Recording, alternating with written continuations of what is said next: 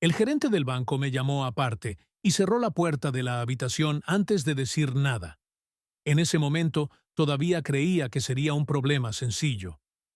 Mi tarjeta había sido bloqueada esa mañana y había ido a la sucursal en el centro de Valencia para averiguar el motivo. Pero su rostro no parecía el de alguien a punto de superar un bloqueo. Señora Elena Martín, necesito que vea algo. Giró el monitor hacia mí.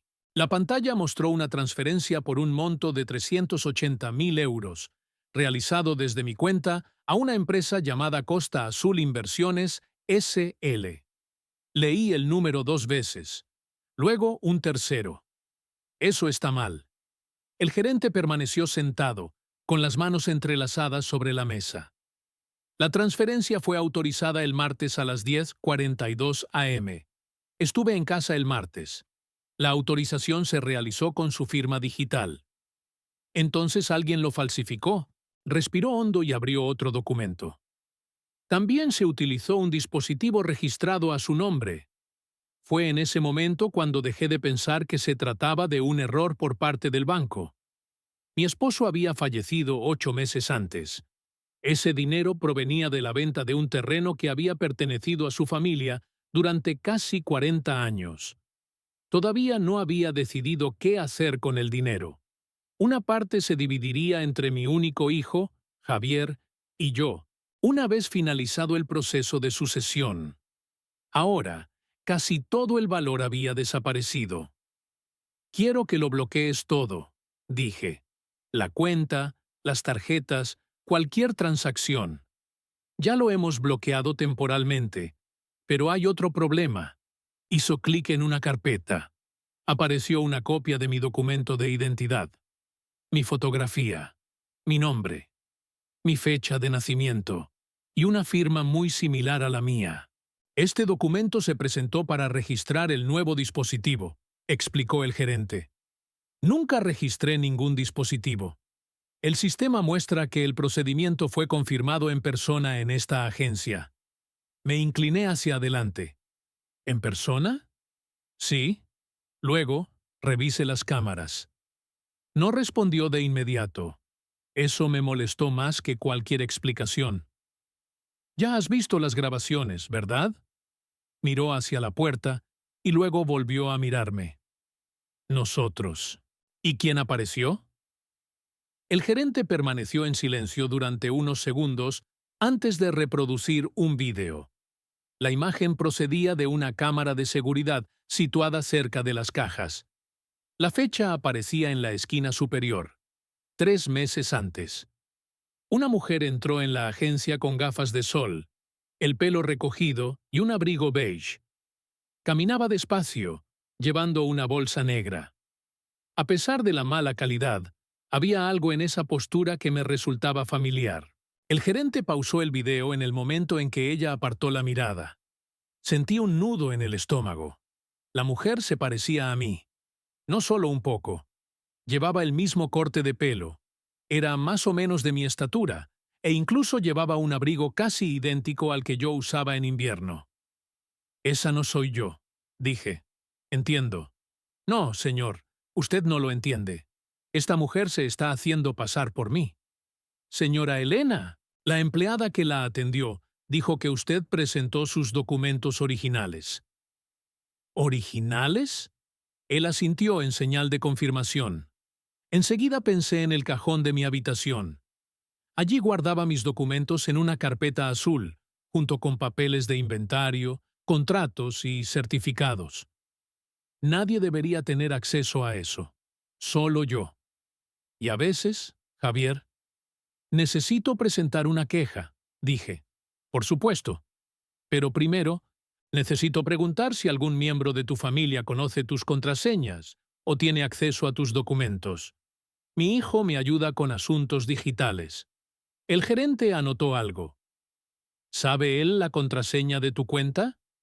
Conocía a la anterior. Cambié después de que murió mi marido. ¿Y tu firma digital? Javier lo preparó todo para mí. El gerente dejó de escribir. ¿Cuándo? Intenté recordar. Hace unos meses. Quizás 4. Volvió a girar el monitor. El nuevo dispositivo fue registrado hace 3 meses. Sentí que se me calentaba la cara. No porque creyera que Javier me había robado, pero porque, por primera vez, me di cuenta de que toda la información utilizada en la estafa había pasado por sus manos. Mi hijo no haría eso. Yo no dije que lo hiciera, pero lo pensó. El gerente cerró la carpeta. Mi trabajo consiste en presentar los hechos. Cogí el teléfono y llamé a Javier. Solo respondió al cuarto intento. «Mamá, estoy en el trabajo». «¿Pasó algo?» «Estoy en el banco». Hubo una breve pausa. Demasiado corto para parecer importante, pero el tiempo suficiente para que me diera cuenta. «En el banco. ¿Por qué?» «Hicieron una transferencia desde mi cuenta». «¿Cuánto cuesta?» 380.000 euros. Al otro lado de la línea, solo podía oír su respiración. «Javier, esto debe ser algún tipo de error». No fue un error. Utilizaron mis documentos y mi firma digital. Tardó unos segundos en responder. ¿Hablaste con la policía? Aún no. No hagas nada hasta que yo llegue. La frase me molestó. ¿Qué quieres decir con no hacer nada? Mamá, espera un momento. Estas cosas pueden empeorar cuando la persona lo denuncia sin comprender lo que sucedió. El gerente me estaba observando. ¿Por qué presentar una queja empeoraría la situación? Porque podría tratarse de un problema con el proceso de sucesión testamentaria. Alguna acción del abogado. Usted no comprende estos procedimientos. Reconocí esa forma de hablar. Javier siempre usaba el mismo tono cuando quería terminar una conversación.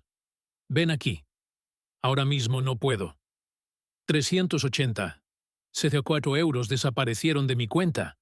Dije que lo solucionaría. ¿Cómo vas a resolver algo que ni siquiera sabías que había ocurrido? No respondió. Oí que se cerraba una puerta a su lado. Entonces su voz cambió. Bajó aún más. Mamá, escúchame. Vete a casa. No hables con nadie. Sobre todo, no hables con la policía. ¿Por qué? Otro descanso. Porque ese dinero podría no ser tuyo. La llamada se cortó. Me quedé mirando el teléfono, intentando comprender lo que acababa de decir. El gerente se puso de pie. Señora Elena, hay una información más. Levanté la vista. La empresa que recibió la transferencia se creó hace 5 meses. Así que, ¿lo qué? Colocó una hoja impresa sobre la mesa. La dirección registrada corresponde a un apartamento en Alicante. Miré el documento. Yo conocía esa dirección. Mi hijo dijo que era el apartamento de un amigo, pero Javier llevaba casi un año recibiendo correo allí. ¿Quién figura como administrador de la empresa? Pregunté. El gerente señaló el nombre que aparecía al final de la página. No era Javier, era Lucía Herrera, mi nuera. En ese mismo instante, mi teléfono vibró. En la pantalla apareció un mensaje de Javier. Mamá, sal del banco ahora mismo. Lucía sabe que te has enterado. Me quedé mirando el mensaje durante unos segundos, incapaz de comprender lo que acababa de leer. Lucía sabe que te has enterado. ¿Qué descubriste? Si ella realmente estaba involucrada, ¿por qué Javier parecía más preocupado por su reacción que por el dinero desaparecido? Le mostré el mensaje al gerente. Leyó en silencio e inmediatamente cerró la carpeta que estaba sobre la mesa. Señora Elena, creo que deberíamos llamar a la policía ahora. Negué con la cabeza. No. Primero necesito entender por qué mi hijo escribió eso. Volví a llamar a Javier. Esta vez colgó antes incluso de que se conectara la llamada. En el segundo intento, sucedió lo mismo. En el tercer caso, el teléfono móvil estaba apagado. Respiré hondo y busqué la información de contacto de Lucía. Ella respondió rápidamente. Elena, ¿todo está bien? La voz sonaba demasiado tranquila. Acabo de salir de una reunión en el banco. Ah. Era solo una sílaba, pero había una sorpresa. ¿Sabes por qué me llamaron? ¿Cómo iba a saberlo? Encontraron una transferencia de 380.000 euros hecha a mi nombre. Silencio. No es ese silencio dramático que vemos en las películas. Era el silencio de alguien que reflexionaba sobre la respuesta más segura. Esto es horrible. ¿Conoces una empresa llamada Costa Azul Inversiones? Nunca he oído hablar de ello. Miré al gerente. Asintió discretamente, como indicándome que continuara. Extraño. ¿Por qué? Porque su nombre aparece como administradora de la empresa. Al otro lado de la línea, oí un ruido metálico. Parecía que se le había caído algo. Eso es imposible. Yo también lo pensé. Le tomó unos segundos volver a hablar. Debe haber otra Lucía Herrera. ¿Con el mismo apellido, el mismo número de identificación y la misma firma? Ella no respondió. En cambio, cambió completamente de tema. ¿Dónde está Javier? La pregunta me golpeó como un puñetazo. ¿No estás con él? No. Me acaba de enviar un mensaje de texto diciendo que ya sabes que me enteré. Otra pausa. Cuando Lucía volvió a hablar, su voz era diferente, más firme. Elena, no hagas acusaciones sin pruebas. Luego ven al banco. No puedo. ¿Por qué? Porque estoy en Madrid. Miré al gerente. Señaló discretamente la pantalla del ordenador. Sin hacer ruido, abrió el registro de la empresa. La dirección de contacto del administrador incluía un número de teléfono. Ese era exactamente el número desde el que me llamaba Lucía. Y justo debajo apareció una actualización reciente del registro. Fecha, ayer. Ciudad, Valencia. Ella acababa de mentir. Dijiste que estás en Madrid. Soy. ¿Estás seguro? Seguro. Colgué. El gerente respiró hondo. Esta información podría ser importante para la investigación. Antes de que pudiera contestar, mi teléfono volvió a vibrar. Era una notificación de la aplicación de localización familiar que Javier había insistido en que instaláramos años atrás. Casi nunca abría esa aplicación. En ese momento, lo abrí. El mapa tardó unos segundos en cargarse. Entonces, apareció la ubicación de su teléfono móvil. Yo no estaba en la oficina, ni siquiera en casa, ni siquiera en el apartamento de Alicante. Llevaba casi 40 minutos de pie frente al edificio donde se ubicaba la sede social de Costa Azul Inversiones. Mi corazón se aceleró. Le mostré la pantalla al gerente. Me miró y preguntó, ¿sabe tu hijo que esta aplicación sigue compartiendo su ubicación? No me parece. Sin pensarlo demasiado, agarré mi bolso. Señora Elena, espere a la policía. Si espero, podrían desaparecer. No tienes ni idea de lo que te vas a encontrar allí. Precisamente por eso tengo que irme. Prácticamente salí corriendo de la agencia. Tomé un taxi y le mostré la dirección al conductor. Durante el viaje, intenté llamar a Javier de nuevo. Nada. Envié un mensaje. Voy a ir hacia ti. La descubrieron casi de inmediato, pero no hubo respuesta. 15 minutos después, el taxi se detuvo frente a un antiguo edificio residencial. Nada indicaba que allí operara alguna empresa. No había ninguna señal, no había cobertura, ni siquiera los espacios comerciales. Solo buzones y una puerta de cristal. Volví a mirar la aplicación. El punto azul permaneció exactamente en el mismo lugar. Empujé la puerta y entré. El ascensor estaba subiendo. Miré el panel de control. Se detuvo en el 5.º piso. Sin pensarlo, pulsé el mismo botón. Cuando se abrió la puerta del ascensor, oí dos voces discutiendo detrás de una puerta entreabierta al final del pasillo. Reconocí a uno de ellos inmediatamente. Era Javier. La otra pertenecía a Lucía. Me acerqué lentamente. Fue entonces cuando oí mi propio nombre. Nunca debió haber ido al banco hoy. Me detuve en el pasillo y contuve la respiración. La puerta del apartamento estaba solo ligeramente entreabierta. Las voces venían del interior, bajas, pero lo suficientemente claras como para que pudiera entender partes de la conversación. Te dije que aún teníamos tiempo, dijo Lucía. No después de que fue al banco. Ahora todo ha cambiado. La voz de Javier sonaba nerviosa, muy distinta de la calma que había intentado proyectar por teléfono. Di otro paso. Mi primer impulso fue entrar y exigir una explicación. Pero algo me hizo guardar silencio. Deberías haber convencido a tu madre de que esperara, continuó Lucía. Lo intenté. Lo intentaste demasiado tarde. Oí el sonido de un cajón al cerrarse. Luego, los papeles se colocan dentro de una carpeta. Todavía falta un documento, dijo Javier. Sin él, no podríamos haber completado la segunda fase. Segunda etapa. Esa expresión seguía resonando en mi cabeza. Así que no hubo una sola transferencia. Había otro plan. Discretamente, cogí mi teléfono móvil y empecé a grabar el audio.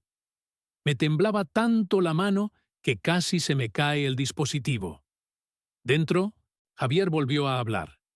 Ella jamás sospechó que su padre hubiera cambiado su testamento. Todo mi cuerpo se puso rígido. ¿Voluntad? Mi marido nunca había mencionado ningún cambio. Tras su fallecimiento, el abogado solo me entregó los documentos del inventario. Ni una palabra sobre un nuevo testamento. ¿Estás segura de que el abogado no se lo contó a nadie? Preguntó Lucía. Si se lo hubiera dicho, mi madre habría reaccionado hace meses. Mi corazón se aceleró. Llevaban mucho tiempo ocultando algo. De repente, oí pasos que se acercaban a la puerta. Me alejé rápidamente y me escondí detrás de la pared del pasillo. La puerta se abrió. Javier se marchó llevando un maletín negro. Parecía abatido. Miró a ambos lados del pasillo, pero no me vio. Entró en el ascensor y bajó. Esperé unos segundos. Una vez que me aseguré de que se había marchado, volví a la puerta. Lucía continuaba lá dentro. Estaba hablando por teléfono. No. Ella aún no sabe nada de la cuenta en Portugal. Sentí un escalofrío recorrer mi espalda. ¿Tienes una cuenta en Portugal? Sí. El dinero está a salvo por ahora. El problema es que el gerente decidió mostrarlo todo antes de lo previsto. Me empezó a dar vueltas la cabeza. Ella no negaba el golpe de estado. Estaba hablando sobre cómo contener los daños. Fue entonces cuando oí otro nombre. El doctor Salas necesita destruir ese poder notarial antes de que la policía solicite los documentos. Doctor Salas. Él fue el abogado que se encargó de la herencia de mi esposo. El mismo hombre que había estado frecuentando nuestra casa durante más de 15 años. En ese momento, mi teléfono vibró. El sonido era bajo, pero ya basta. Una vez dentro del apartamento, la conversación cesó de inmediato. ¿Oíste eso?, preguntó Lucía. Los pasos comenzaron a acercarse a la puerta. Miré el ascensor. Yo estaba en la planta baja. No habría tiempo suficiente. La única salida eran las escaleras. Comencé a descender lo más silenciosamente posible. Detrás de mí, oí que se abría la puerta. ¿Hay alguien ahí? La voz de Lucía resonó por el pasillo. Continué mi camino sin mirar atrás. Cuando llegué al tercer piso, oí otra voz. Pero no era suyo. Era de Javier. Había regresado. Ella estuvo aquí. ¿Cómo lo sabes? La aplicación de ubicación. Se me heló la sangre. Olvidé por completo que, además de que yo podía ver su ubicación, él también podía ver la mía. «¡Está bajando las escaleras!», gritó Javier. Empecé a correr. Subí los tramos de escaleras casi sin sentir los pies. Al llegar a la planta baja, abrí la puerta del edificio y salí a la calle. Miré hacia atrás. Javier apareció en la entrada. Nuestras miradas se cruzaron. No parecía sorprendido. Parecía decepcionado, como alguien cuyo plan acaba de salir mal. En lugar de perseguirme, simplemente dijo en voz alta: «Mamá, si sigues investigando, descubrirás una verdad sobre papá que jamás podrás olvidar». Quedé paralizado. ¿De qué estás hablando? No respondió. Regresó al interior del edificio y dio un portazo. En ese preciso instante, sonó mi teléfono móvil. Era un número desconocido. Esperar. Al otro lado de la línea, un hombre habló con calma. Señora Elena, soy el doctor Salas. Miré el edificio una vez más. Necesitamos hablar antes de que su hijo cuente su versión de los hechos. Y antes de que pudiera hacerle ninguna pregunta, añadió. Su marido pasó los 2 últimos años de su vida preparando un secreto que cambiaría por completo la historia de su familia. Me quedé en silencio durante unos segundos. El nombre del doctor Salas me produjo una mezcla de alivio y desconfianza. Durante años fue el abogado de confianza de mi esposo. Participaba en reuniones de negocios, cenas familiares y prácticamente se encargó de todo el proceso sucesorio tras su fallecimiento. Pero después de lo que acababa de oír detrás de esa puerta, ya no sabía en quién creer. ¿Dónde estás?, pregunté. En un lugar donde podamos hablar sin interrupciones. Si estás de acuerdo, ven sola. No traigas a Javier. Y, lo más importante, no se lo digas a Lucía. Anoté la dirección. Era una pequeña oficina en el barrio de Campanar, en Valencia. No era la oficina principal donde siempre había trabajado. Antes de colgar, solo hice una pregunta. ¿Participaste en lo que hicieron con mi dinero? Hubo un breve silencio. Si hubiera participado, no te habría llamado. 40 minutos después, entré en el edificio indicado. La oficina era modesta, casi vacía. El doctor Salas parecía 10 años mayor que la última vez que lo vi. Tenía el pelo completamente blanco y las ojeras delataban varias noches de insomnio. En cuanto cerré la puerta, él cerró la habitación con llave. En primer lugar, quiero disculparme. ¿Por qué razón? Porque no contó toda la verdad cuando murió su marido. Me senté sin decir una palabra. Abrió una carpeta gruesa, colocó varios documentos sobre la mesa y me empujó uno de ellos. Reconocí inmediatamente la firma de mi marido. ¿Esto es un testamento? No, es el primero. Francí cada uno. ¿Primero? El abogado respiró hondo. Su esposo hizo 2 testamentos. Mi corazón se aceleró. La primera se registró 4 años antes de su muerte. La segunda, 6 meses antes de su fallecimiento. Le eché un vistazo rápido a las hojas. En el primer documento, todo era como lo recordaba. La casa, las inversiones y el terreno se dividirían entre Javier y yo. ¿Y la segunda? El abogado permaneció en silencio durante unos instantes antes de sacar otro sobre de la caja fuerte. Cuando lo abrí, sentí que se me enfriaban las manos. Fue realmente otro testimonio, con una fecha diferente y otra distribución de bienes. Empecé a leer. La casa se quedó conmigo, pero el resto de la herencia había sido alterada. Las inversiones serían gestionadas por un fondo fiduciario durante 5 años. Javier no tendría acceso directo al dinero antes de esa fecha límite. Eso no tiene sentido. Hazlo cuando sepas por qué tu marido tomó esa decisión. Levanté la vista.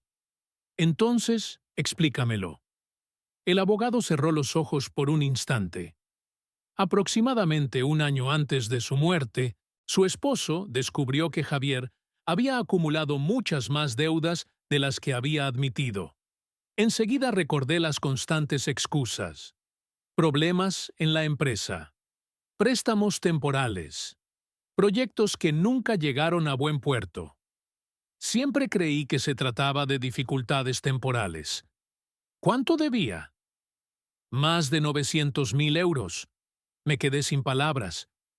¿Cómo es posible?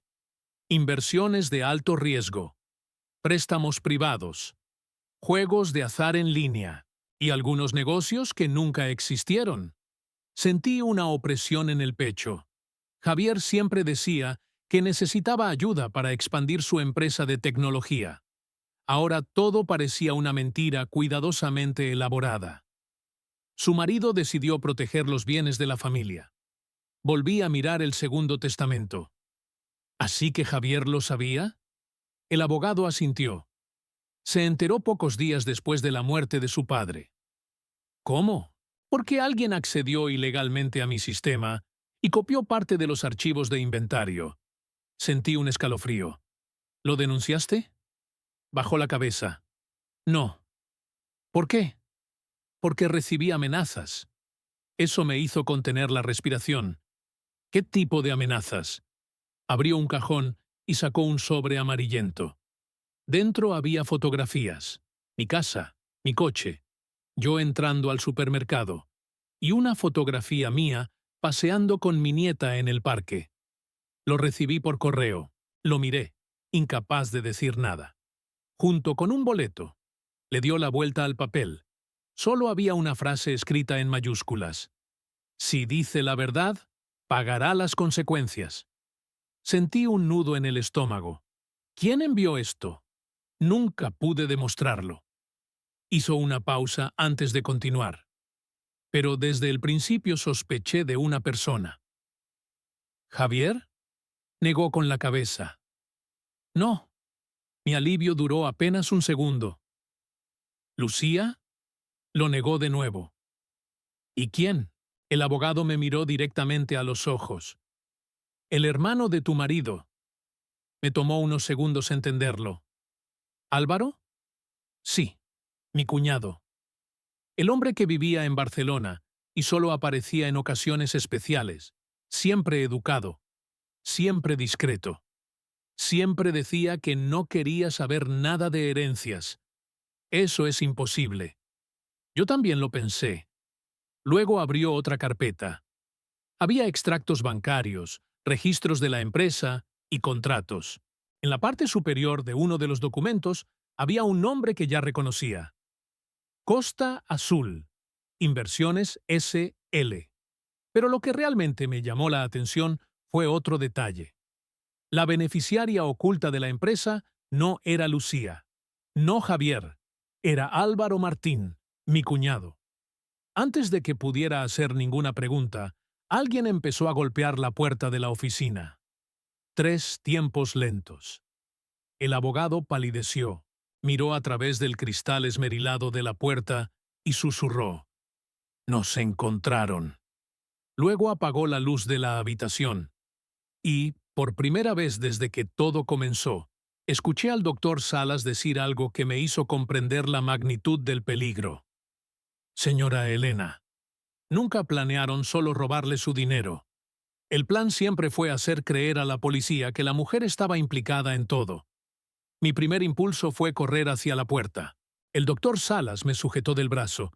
Ni se te ocurra pensarlo.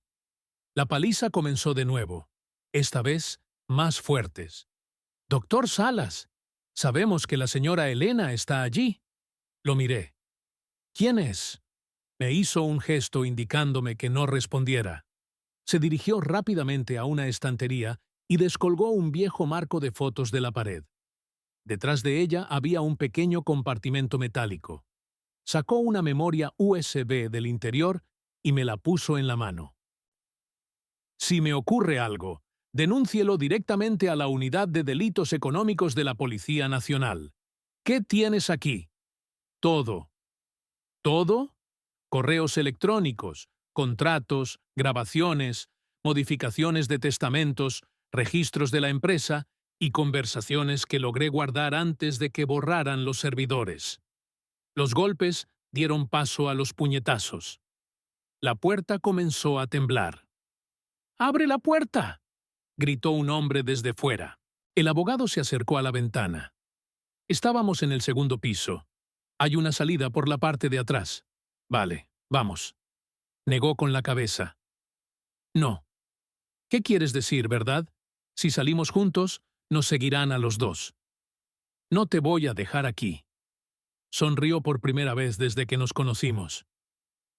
Su marido sabía que este día podría llegar. Me dolía el corazón. ¿Qué quieres decir?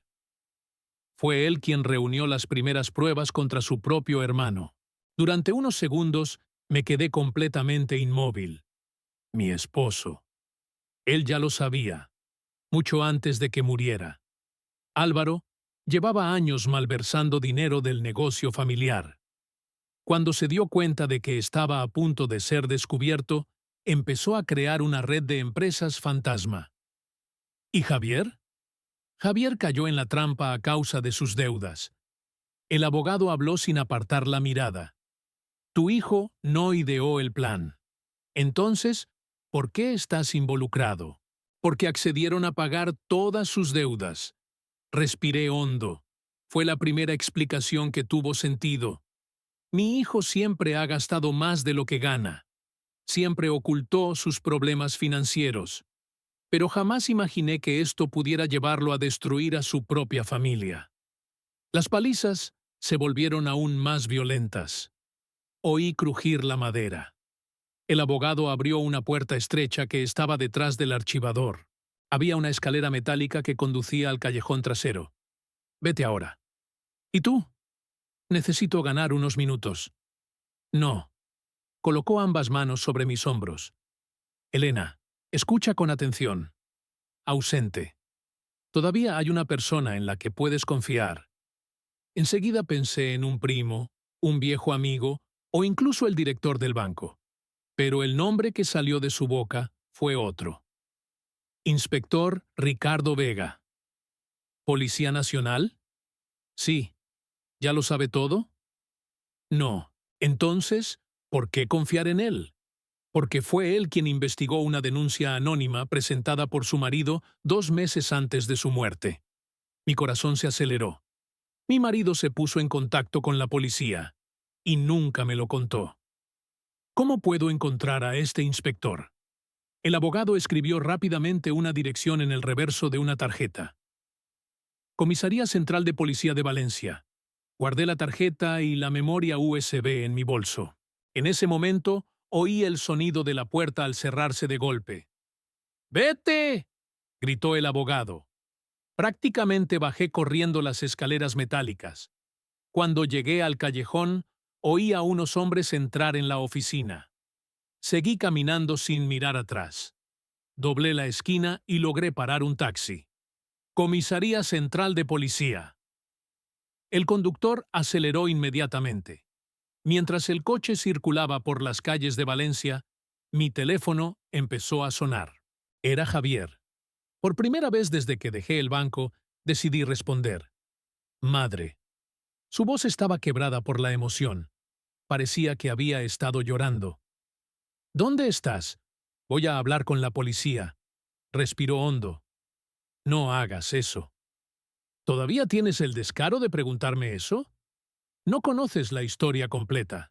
Entonces, dime.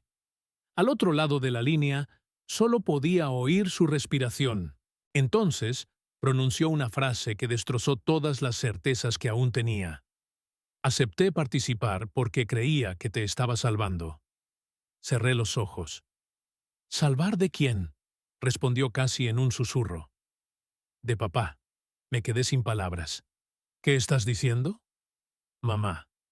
Papá nunca fue la víctima en esta historia. Sentí una opresión en el pecho. No mientas sobre tu padre. Ojalá fuera mentira. La conexión empezó a fallar. Antes de desplomarse por completo, Javier logró decir una última frase. Busca la caja fuerte de la casa, detrás de la bodega. La llamada fue interrumpida. Inmediatamente miré al conductor. Cambia tu destino. ¿A dónde? Incapaz de sacarme esas palabras de la cabeza, respondí. A mi casa. Si existía una caja fuerte oculta que mi marido nunca había mencionado, tal vez esa fuera la única prueba que pudiera revelar quién decía realmente la verdad, o quién me había mentido durante todos esos años. El viaje de regreso a casa pareció interminable. Durante todo el viaje, una sola pregunta no dejaba de rondarme la cabeza. ¿Cómo podía Javier decir que estaba intentando protegerme? Especialmente después de estar implicado en la desaparición de 380,000 euros. Cuando llegué a casa, encontré todo exactamente como lo había dejado. El silencio era casi aterrador. Fui directamente a la bodega. Era una habitación pequeña donde mi marido guardaba vinos viejos y algunas herramientas que casi nadie usaba. Eché un vistazo a las paredes, pero no encontré nada inusual. Entonces recordé las últimas palabras de Javier. Mira detrás de la bodega. Aparté una estantería de madera que parecía demasiado pesada como para simplemente apoyarla contra la pared. Detrás de ella había una pequeña puerta de acero. Mi marido sí que había escondido una caja fuerte. Durante unos segundos me quedé mirando la cerradura, sin saber qué hacer. Así que probé una combinación que él usaba para todo. La fecha en que nos conocimos. El mecanismo se desbloqueó inmediatamente. Dentro solo había 3 cosas: una unidad flash USB, una carpeta y una carta con mi nombre. Me senté en el suelo antes de abrir el sobre.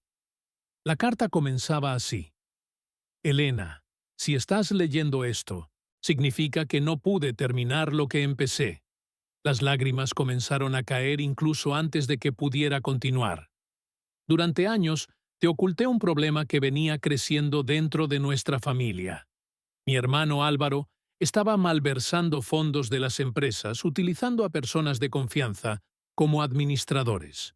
Cuando lo descubrí, reuní pruebas suficientes para denunciarlo. Continué leyendo. Por desgracia, Javier ya estaba endeudado cuando Álvaro se puso en contacto con él. Le prometió saldar todas sus deudas a cambio de información sobre nuestra familia. Al principio, nuestro hijo creyó que solo le estaba ayudando con algún asunto de negocios. Me dolía el corazón. Cuando Javier se dio cuenta de que lo estaban utilizando para algo mucho más grande, ya era demasiado tarde. Álvaro tenía suficientes documentos, firmas y pruebas para incriminarlo. Fue en ese momento cuando comprendí la desesperación que había visto en la voz de mi hijo. Él no era inocente, pero él tampoco era quien tenía el control de todo. Abría pasta. Existían contratos, extractos bancarios, correos electrónicos y copias de documentos que vinculaban directamente a Álvaro con Costa Azul Inversiones. También existían registros de los pagos realizados para saldar los préstamos de Javier. Todo documentado. Tomé la memoria USB y encendí la computadora. Había docenas de archivos, entre ellos un vídeo grabado por mi marido pocos días antes de su muerte. Hice clic para ver. Apareció allí mismo, sentado en aquella bodega. Parecía cansado, pero completamente lúcido. Elena. Si han llegado hasta aquí, significa que he fallado en proteger a nuestra familia. Respiré hondo. Nunca desconfíes del gerente del banco, del doctor Salas, ni de la policía. Son los únicos que conocen parte de la verdad. Hizo una pausa. Yo también cometí errores. Esa frase me sorprendió. Pasé años intentando resolverlo todo por mi cuenta. Creí que podía salvar a Javier sin que te enteraras de sus problemas. Ese fue mi mayor error. Miró directamente a la cámara. Si Álvaro logra hacerse con la herencia, seguirá creando víctimas. No se lo permitamos. El vídeo ha terminado. En ese momento, oí el sonido de un coche deteniéndose frente a la casa. Miré por la ventana. Era la Policía Nacional. Junto a ellos se encontraban el inspector Ricardo Vega y el gerente del banco. Respiré hondo y abrí la puerta. El inspector entró sin perder tiempo. Señora Elena, encontramos al doctor Salas. Mi corazón se aceleró. ¿Está bien? Sí. Fue atacado, pero logró esconder una copia de los documentos antes de que irrumpieran en la oficina. Le entregué la memoria USB y la carpeta. Creo que esto completa lo que faltaba. El inspector comenzó a analizar los documentos.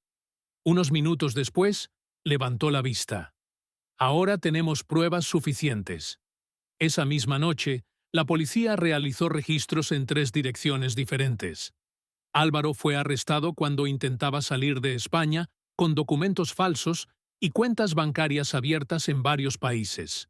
Lucía también fue arrestada por su participación en el fraude y la creación de empresas fantasma. Javier se ofreció como voluntario. Aceptó cooperar con la investigación y entregó todas las contraseñas, registros y mensajes que aún conservaba. Meses después, se recuperó parte del dinero. No todo ha vuelto a la normalidad, pero lo suficiente como para evitar que el patrimonio desaparezca para siempre. La decisión más difícil se tomó en los tribunales. Miré a mi hijo sentado en el banquillo de los acusados. Evitó mirarme. Cuando el juez dio por terminada la audiencia, Javier se acercó lentamente. Madre. Por primera vez, no intentó justificarse. Destruí la confianza de la única persona que alguna vez creyó en mí. No respondí de inmediato. Simplemente dije la verdad. El dinero se puede recuperar algún día. La confianza, no. Salí del juzgado sin mirar atrás. Ese día comprendí que la mayor pérdida nunca fueron los 380. 0 euros. Resultó que la estafa comenzó mucho antes de la transferencia. Todo comenzó en el momento en que el silencio sustituyó a la verdad dentro de nuestra propia familia. Ha transcurrido un año desde la última audiencia. La casa seguía igual. Las fotografías del salón seguían mostrando una familia que, durante mucho tiempo, creí perfecta. Pero ahora podía mirarla sin preguntarme dónde empezó todo a ir mal. Recuperé poco más de la mitad del dinero que había sido malversado. El resto nunca fue localizado. Las investigaciones revelaron que parte de los fondos pasaron por cuentas en varios países antes de desaparecer definitivamente. Álvaro fue declarado culpable de crimen organizado, fraude, falsificación de documentos y blanqueo de dinero. Lucía también recibió una pena de prisión por participar en la creación de las empresas utilizadas en la trama. En cuanto a Javier, el tribunal reconoció que cooperó con la investigación desde el momento en que decidió entregar todas las pruebas que poseía. Esto redujo su condena. Aún así, lo perdió casi todo. El trabajo, los productos y, lo más importante, la confianza de la propia familia. Durante meses, me escribió cartas. Nunca respondió con excusas prefabricadas. Estaba hablando de la vergüenza, sobre culpa. Aproximadamente el día en que aceptó dinero para saldar una deuda, creyendo que podría librarse de ella antes de que fuera demasiado tarde. Me costó mucho tiempo reunir el valor necesario para conocerlo. Cuando finalmente accedí a la visita, hablamos durante casi 2 horas. Ninguno de los dos alzó la voz. Ninguno de los dos intentó cambiar el pasado. Antes de marcharse, hizo una sola petición. Mamá, ¿crees que algún día podrás perdonarme? Miré a ese hombre. Ya no reconocía al niño que había criado. Tampoco solo vi a la persona que participó en el golpe de Estado. A través de alguien que tomó decisiones terribles y tendría que vivir con ellas el resto de su vida. Respiré hondo. Perdonar no significa olvidar. Bajó la cabeza. Lo sé. Quizás algún día logre perdonar. Pero la confianza deberá reconstruirse con acciones, no con palabras. Esa fue la última vez que hablamos del caso. Hoy, cuando alguien me pregunta cuál fue el peor momento de esa historia, casi todos se imaginan que fue el día en que descubrí la transferencia de 380 Celila Clarals. Pero no fue así. El peor momento llegó cuando me di cuenta de que las personas que más amamos también pueden ocultar partes de sus propias vidas que nunca imaginamos. Desde entonces, he aprendido a revisar los documentos antes de firmarlos. Aprendí a no dejar todas las decisiones financieras en manos de otras personas. Y, sobre todo, aprendí que la confianza no es un regalo que se otorga para siempre. Ella necesita ser protegida todos los días, porque, una vez que se rompe, ninguna frase puede restaurarla exactamente como era.